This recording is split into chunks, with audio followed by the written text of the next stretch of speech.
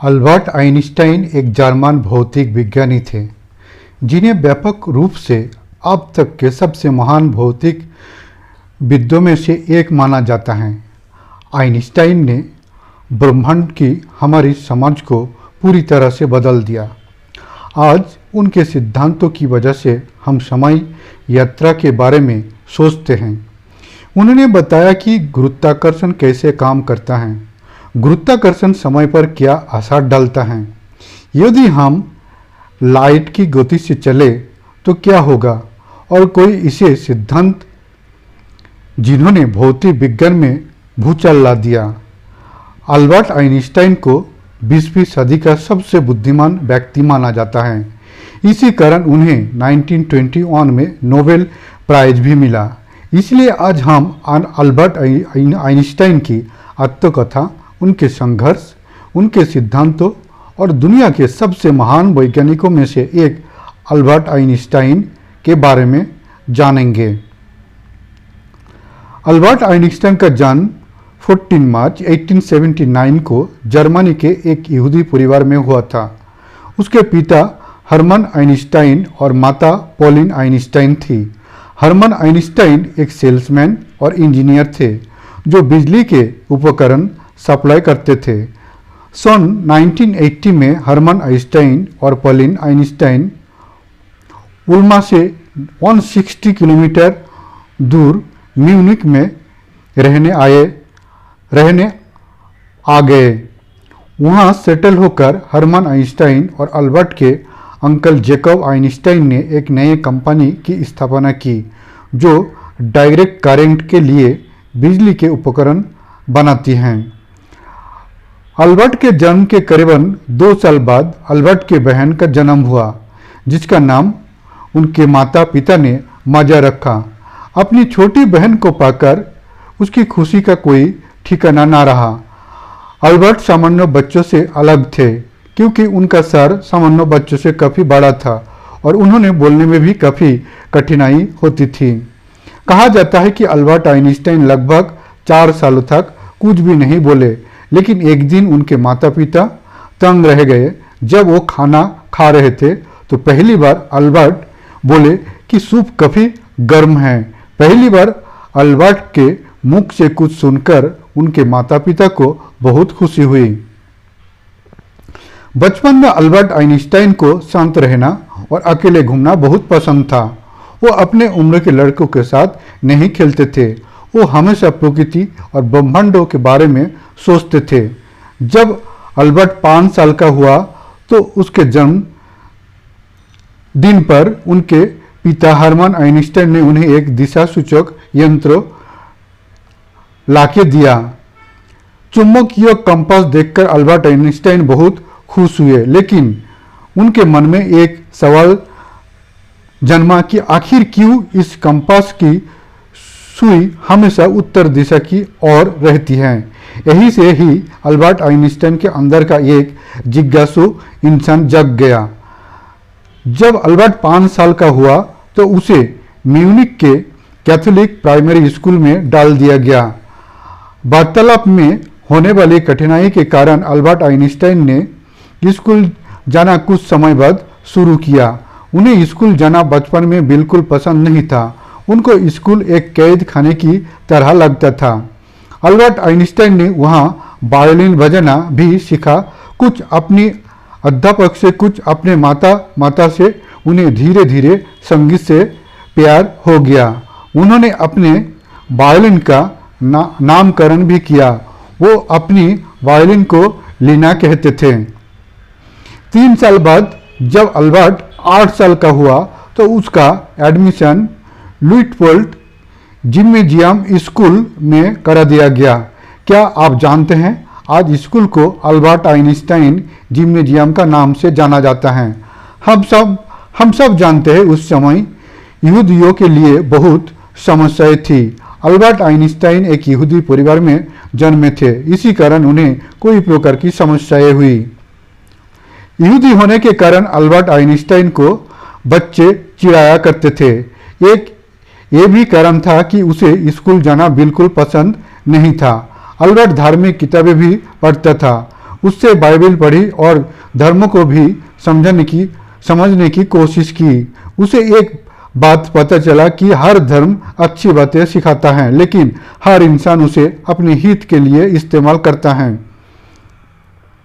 इसी बीच Albert Einstein का एक दोस्त बना जिसका नाम मैक्स टल्मे था। वो उम्र में अल्बर्ट से बड़ा था। वो अल्बर्ट को घर पर ट्यूशन पढ़ाने आता था। मैक्स टल्मे चिकित्सा विज्ञान का छात्र था। अल्बर्ट आइंस्टाइन को उसकी उम्र के हिसाब से उसे मैथ और फिजिक्स को नॉलेज ज़्यादा था। अल्बर्ट, जिसने 12 साल की उम्र में पिथागोरस थियोरीज एक अपना ही प्रूफ दे डाला और 14 साल की उम्र में इंटीग्रल कैलकुलस में महारत पा ली थी। अल्बर्ट के अंकल जैकब आइंस्टाइन उसके साथ रहते थे। उसे अंकल के साथ बहुत अच्छा लगता था। जब अल्बर्ट को अलजेब्रा समझने में दिक्कत हो रही थी, तब उनके अंकल जैकब ने उसे बड़े सरल तरीके से उसे समझाया था। इसी बीच अल्बर्ट के पिता की कंपनी ने म्यूनिख में बिजली सप्लाई करने के लिए बोली लगाई, लेकिन ये काम उन्हें मिल ना सका। उस समय उनके पास इतने पैसे भी नहीं थे कि ये डायरेक्ट करंट के उपकरणों को अल्टरनेटिव करंट में बदल सके। इसी कारण उनकी कंपनी के बहुत भारी नुकसान झेलना पड़ा। ये नौबत आई कि उन्हें एक कंपनी को बंद तक करना पड़ा। अब उनके पास कोई पैसे का सोर्स नहीं था, इसलिए नए व्यापार की तलाश में अल्बर्ट आइंस्टाइन के परिवार को म्यूनिख छोड़ना पड़ा। वो इटली के शहर मिलान शिफ्ट हो गए, लेकिन फिर कुछ महीने बाद इटली के पवैया चले गए। लेकिन अल्बर्ट आइंस्टाइन को अपने चचेरे भाई के साथ म्यूनिख में ही रुकना पड़ा। लुइटपोल्ड जिम्नेजियम में अपनी पढ़ाई पूरी करने के लिए अल्बर्ट आइंस्टाइन ने कोई प्रयास किए कि वो भी उनके साथ जा सके, परंतु उनके पिता नहीं माने। अल्बर्ट आइंस्टाइन को अपनी फैमिली के चले जाने का बहुत दुख हुआ। अल्बर्ट आइंस्टाइन के पिता उन्हें इलेक्ट्रिकल इंजीनियर बनाना चाहते थे। उनका सपना था कि अल्बर्ट इलेक्ट्रिकल इंजीनियर में डिग्री हासिल करे। अल्बर्ट आइंस्टाइन को लुइटपोल्ड जिम्नेशियम बिल्कुल पसंद नहीं था, क्योंकि यहाँ पर केवल रटने थे कि, लेकिन अल्बर्ट को ये तरीका बिल्कुल पसंद नहीं था। इसलिए अल्बर्ट आइंस्टाइन स्कूल में प्रशासन से भिड़ गए, लेकिन कुछ नहीं हुआ। इसलिए दिसंबर 1894 में बीमारी का बहाना बनाया और डॉक्टर से उन्हें स्कूल के लिए मेडिकली अनफिट दिखाने के लिए कहा। इसके बाद वो अपने परिवार के पास पवैया इटली आ गए। अल्बर्ट आइंस्टाइन को वहां देखकर उनके पिता बहुत गुस्सा हुए, क्योंकि अल्बर्ट अपनी पढ़ाई छोड़कर वापस आ गए थे। अल्बर्ट आइंस्टाइन को इटली की खूबसूरती बहुत पसंद आई। वो कभी घूमने निकल जाते, कभी पहाड़ पर, और बहुत सी अच्छी जगह भी उनके घूमने के लिए। सन 1894 में अल्बर्ट ने अपना पहला रिसर्च पेपर को प्रकाशित किया, केवल 15 साल की उम्र में, जिसका शीर्षक था on the investigation of the state of the ether in the magnetic field. On the investigation of the state of the ether in the magnetic field. जब अल्बर्ट 16 वर्ष का हुआ तो उसे उनके माता पिता ने उन्हें अपने भविष्य के बारे में गंभीरता से सोचने को कहा। उनके पिता बोले, तुम इलेक्ट्रिकल इंजीनियर की डिग्री हासिल करो। फिर अल्बर्ट आइंस्टाइन जूरिक के स्टीव्स फेडरल फेलोटेक्निक में एंट्रेंस एग्जाम में बैठे। जब रिजल्ट आया तो उन्हें स्टीव्स के प्रिंसिपल ने बुलाया, कहा, तुम्हारे अंक भौतिक विज्ञान और गणित में काफ़ी अच्छे हैं, लेकिन तुम बॉटनी, जूलॉजी, फ्रेंच में फेल हो गए हो। अल्बर्ट आइंस्टाइन के वितनी करने पर उन्होंने कहा, तुम क्लास तो अटेंड कर सकते हो, लेकिन तुम स्कूल के छात्र नहीं रहोगे। इस पर अल्बर्ट आइंस्टाइन बोले, लेकिन सर मुझे डिग्री चाहिए। ये सुनकर प्रिंसिपल ने सलाह दी कि रिजल्ट रिलेटेड की औरों में स्थित एक स्कूल है जिसका नाम आर्गोबिन कैंटोनल स्कूल है, जहां एक साल पढ़कर तुम फ्रेंच, जूलॉजी और बाकी के विषय में पढ़ सकते हो। प्रिंसिपल की सलाह पर अल्बर्ट आइंस्टाइन जूरिक से लगभग 20 मील दूर आरो स्विट्जरलैंड आ गए, जहां उनको जोस्ट विंटेलर के घर पर ठहरना पड़ा, जो आर्गोबिन कैंटोनल स्कूल के टीचर थे। इसलिए उन दोनों दिनों के बीच दोस्तों भी हो गई। वहां जोस्ट इंटेलर की बेटी मारिया इंटेलर को देखते ही अल्बर्ट आइंस्टाइन उसके प्यार में पड़ गए। उनके साथ रहने के कारण अल्बर्ट आइंस्टाइन और जोस्ट इंटेलर की परिवार में गहरा लगाव हो गया। भविष्य में यही दोस्ती और लगाव रिश्तेदारी में बदल गया। हालांकि अल्बर्ट आइंस्टाइन और मारिया की शादी नहीं हुई, लेकिन अल्बर्ट आइंस्टाइन की बहन माजा की शादी जोस्ट इंटेलर के लड़के पॉल के साथ हो गई। यहाँ पर अल्बर्ट आइंस्टाइन को अच्छे से सोचने का मौका मिला। इससे उनके अंदर बहुत से सवाल जन्म लेने लगे कि ये दुनिया किसी दिखेगी और मैं लाइट पर बैठकर सफ़र करूं, मैं उसे पकड़ सकूं। सन 1896 में अल्बर्ट आइंस्टाइन ने जर्मनी की नागरिकता छोड़ दी। वो अब किसी भी देश के नागरिक नहीं रहे। सितंबर 1896 में अल्बर्ट ने सेकेंडरी स्कूल की पढ़ाई अच्छे अंकों के साथ पास की। फिर वो वहां से जूनिक वापस आ गए और अल्बर्ट ने फिर से फेडरल पॉलिटेक्निक में एंट्रेंस एग्जाम दिया। इस बार उनका एडमिशन हो गया। यहाँ पर उनके स्कूल का पहला दिन था। जब वो क्लास में गए तो उनका मुलाकात मिलेवा मेरिक से हुई। उसके बाद उन्हें एक अध्यापक ने बताया कि अल्बर्ट ने वो छात्र है जिसके तुमसे ज़्यादा भौतिक विज्ञान में अंक है। और जब उनके टीचर पढ़ा रहे थे, उन्होंने एक सवाल पूछा जो अल्बर्ट आइंस्टाइन को नहीं आता था, लेकिन मिलेवा ने तुरंत उसका जवाब दिया। ये देखकर अल्बर्ट आइंस्टाइन तंग रह गए, क्योंकि पहली बार उन्हें उनके टक्कर का इंसान मिला था। धीरे धीरे उन दोनों में दोस्ती हो गई। फिर ये दोस्ती प्यार में बदल गई। वो दोनों साथ में खाते, पढ़ते और घूमते थे। यही भविष्य में चलकर अल्बर्ट की वाइफ बनी। सन 1900 में जब अल्बर्ट आइंस्टाइन 21 साल के हुए, तब उन्होंने federal polytechnic teaching diploma pass किया। इन्हीं साल उनका एक रिसर्च पेपर भी पब्लिश हुआ। उसका शीर्षक था conclusion drawn from the phenomena of capillarity. Diploma pass करने के बाद उन्हें अपना खर्चा चलाने के लिए कुछ काम की आवश्यकता थी। इसलिए अल्बर्ट ने कोचिंग पढ़ाने के लिए बच्चों को तलाश शुरू कर दी। अल्बर्ट आइंस्टाइन को कुछ बच्चे मिले भी, लेकिन वो काफ़ी नहीं थे। 2 सालों तक इसे ही चलता रहा। सन 1901 में अल्बर्ट की स्विस की नागरिकता मिल गई और सन 1902 में जब अल्बर्ट 23 वर्ष के थे, तब उनको स्विट्जरलैंड में बाने की federal institute of intellectual property में एक असिस्टेंट एग्जामिनर लेवल की नौकरी मिल गई। ये नौकरी अल्बर्ट आइंस्टाइन के लिए बहुत अच्छी थी, क्योंकि उसे यहाँ पर कुछ घंटों ही काम करना पड़ता था। अल्बर्ट की रिसर्च करने और उन्हें पब्लिश करने के लिए काफ़ी वक्त मिल जाता था। उनके लिए एक और अच्छी बात थी कि जो भी एप्लीकेशन पेटेंट ऑफिस में आती, आइंस्टाइन उसे बहुत अच्छे से पढ़ते थे। इससे उन्हें काफ़ी नॉलेज भी मिलती थी। सन 1903 में अल्बर्ट आइंस्टाइन और मिलेवा मेरिक ने बने स्विट्जरलैंड में शादी कर ली। वो दोनों एक दूसरे को बहुत प्यार करते थे। दोनों की ही रुचि भौतिक विज्ञान में थी। सन 1904 में उनका एक बेटा हुआ, जिनका नाम हंस अल्बर्ट आइंस्टाइन रखा गया। पेटेंट ऑफिस में काम करने के साथ साथ अल्बर्ट पीएचडी भी कर रहे थे। कड़ी मेहनत से उन्होंने 30 अप्रैल 1905 में उन्होंने यूनिवर्सिटी ऑफ जूरिक की डिग्री हासिल की। इसी साल अल्बर्ट आइंस्टाइन ने 4 अभूतपूर्व रिसर्च पेपर्स ही प्रकाशित किए।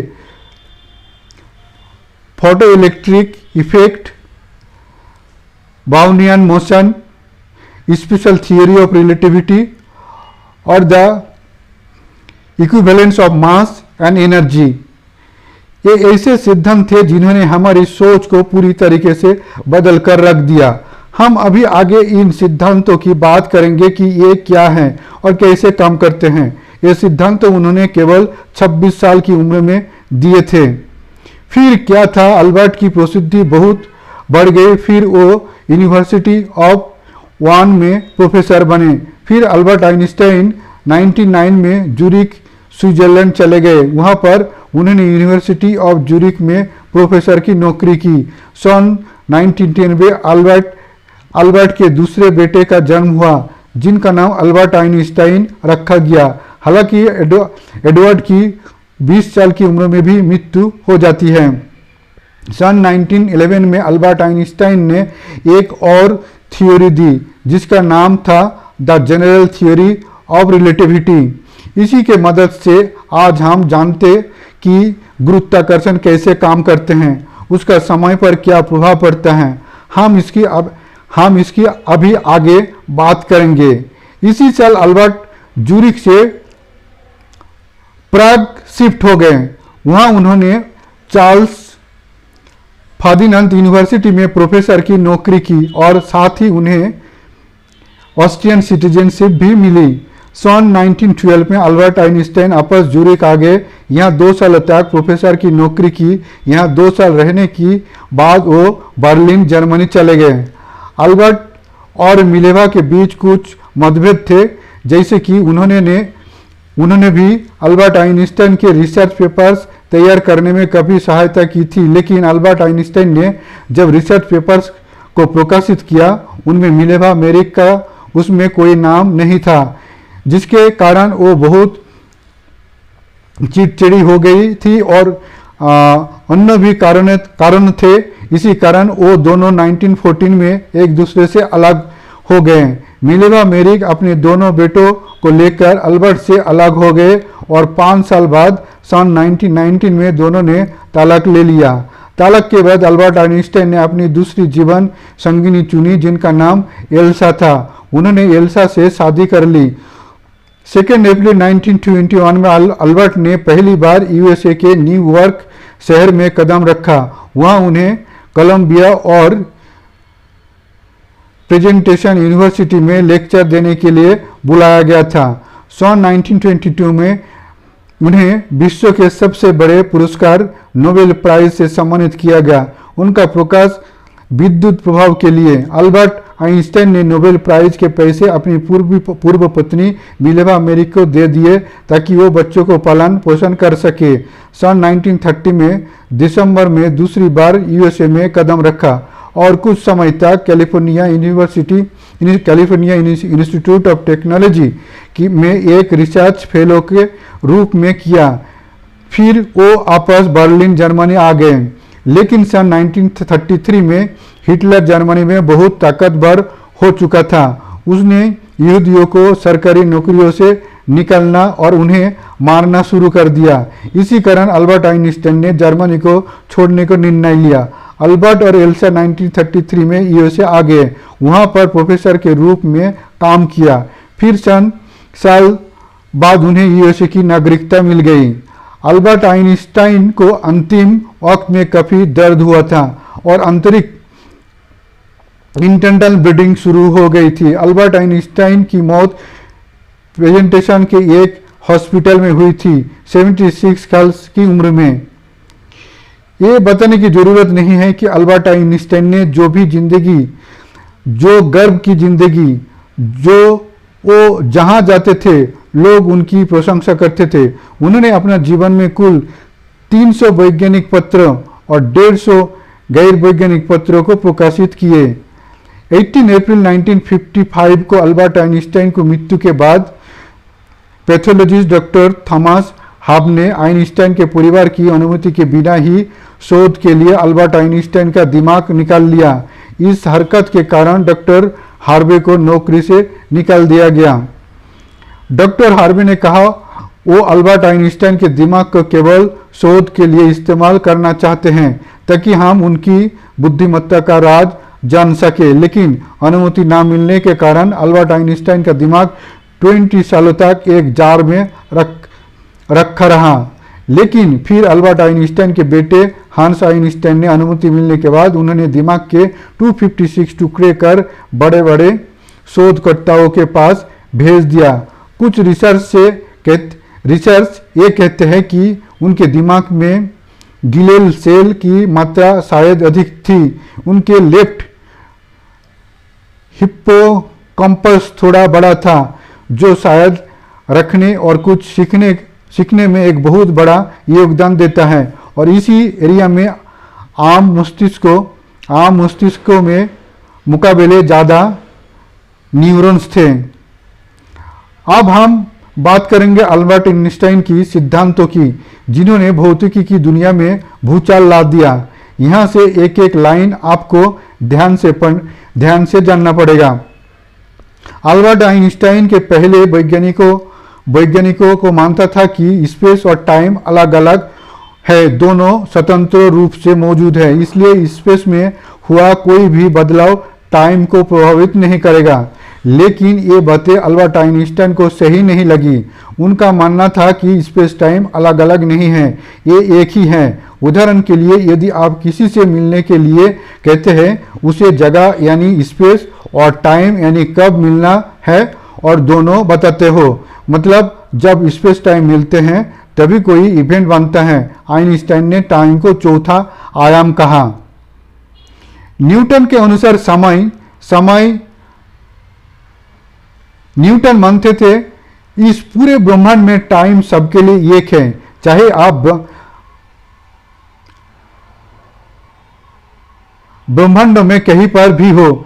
उदाहरण के लिए, यदि आपके लिए पृथ्वी पर 2 घंटे बीते हैं तो दूसरे के लिए भी 2 घंटे बीते होंगे, चाहे वो धरती से भी बड़े ग्रहों पर हो।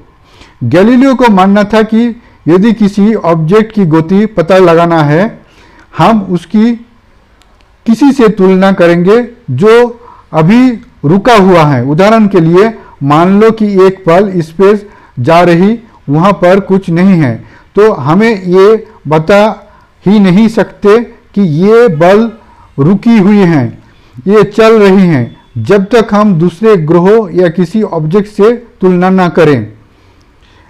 गैलीलियो रिलेटिविटी के मुताबिक गति समय पर असर नहीं डलती और मोशन रिलेटिव होता है, मतलब गति को किसी दूसरे ऑब्जेक्ट से तुलना करके ही पता लगाया जा सकता है। लेकिन मैक्सवेल ने इसी वेव के बारे में बताया जो कांस्टेंट है, वो किसी के भी रिलेटिव नहीं। उदाहरण के लिए, यदि आप एक ट्रेन में बैठे हो और ट्रेन 40 किलोमीटर पर आवर की रफ्तार से चल रही हैं, यदि आप भी ट्रेन के अंदर 10 किलोमीटर पर आवर की रफ्तार में भागे तो आपकी स्पीड 50 किलोमीटर पर आवर की हो जाएगी, क्योंकि आपकी स्पीड में ट्रेन की स्पीड जुड़ जाएगी। लेकिन लाइट की स्पीड 3 लाख किलोमीटर पर हो रहेगी, चाहे उसके स्रोत की स्पीड कितनी भी हो। क्योंकि लाइट की स्पीड किसी के भी रिलेटिव नहीं। उदाहरण के लिए, मान लो कि आप अपनी बाइक 50 किलोमीटर पर आवर की स्पीड से चला रहे हो और आपने अपनी बाइक की हेडलाइट जलाई। कॉमन सेंस ये कहता है कि लाइट की गति में बाइक की गति भी जुड़नी चाहिए, लेकिन ऐसा नहीं होता है।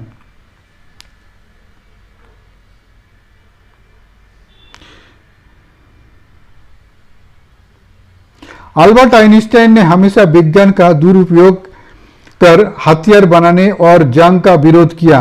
अल्बर्ट आइंस्टाइन को बहुत ज़्यादा भूलने की बीमारी थी। एक बार वो ट्रेन में सफ़र कर रहे थे, तभी वहाँ टीटी आया, लेकिन अल्बर्ट आइंस्टाइन का टिकट कहीं गिर गया था। वो ढूंढने लगे, तभी टीटी बोला, सर मैं जानता हूँ आपने टिकट लिया होगा, आप उसे मत ढूंढिए। लेकिन अल्बर्ट आइंस्टाइन बोले, मुझे ये देखना है कि मैं जा कहाँ रहा हूँ। अल्बर्ट आइंस्टाइन को रटने वाला एजुकेशन सिस्टम बिल्कुल पसंद नहीं था। उन्होंने अपने जीवन में लगभग विज्ञान के हर क्षेत्र में अपना योगदान दिया। उनकी 20वीं सदी का सबसे महान वैज्ञानिक माना जाता है।